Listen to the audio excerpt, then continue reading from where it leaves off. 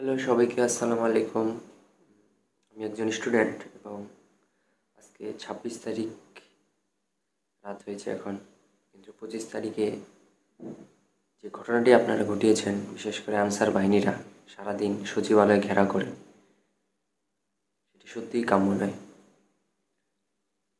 কেবলমাত্র আমরা 16 বছরে আপনারা কথাই বলতে পারেননি, সে জায়গায় স্টুডেন্টরা আন্দোলন করে শত শত ছাত্র জনতা, সাধারণ পাবলিক, রিক্সাওয়ালা থেকে শুরু করে সবার জীবন এই আন্দোলনে গিয়েছে এবং এবং স্বৈরাচার দেশ থেকে বাধ্য হয়েছে।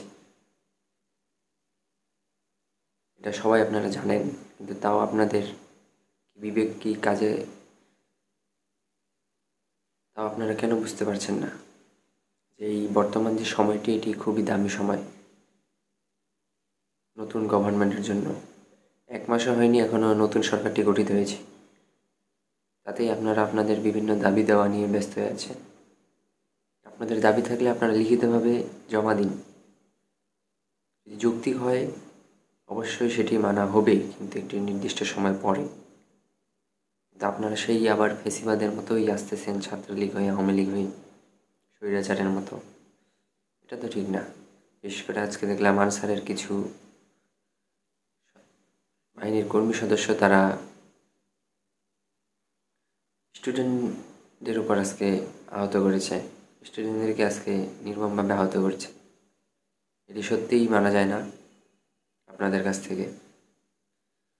যার যেই দাবি দাওয়াগুলো আছে সেগুলো লিখে দিবেন। আর একটি নতুন সরকার দেখলো, তারা তো এখনো বুঝছেই না কীভাবে রাষ্ট্রটি কীভাবে চালাতে হয়, তাদের তো আগে এক্সপিরিয়েন্স নেই।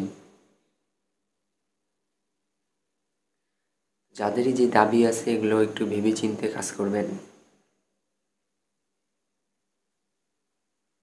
একজন স্টুডেন্ট হিসেবে আমি এটাই বলতে চাই যে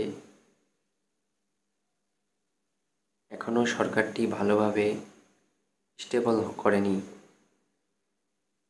তাদেরকে কাজ করতে দিন। এখন প্রত্যেকটি সময় দামি সময়।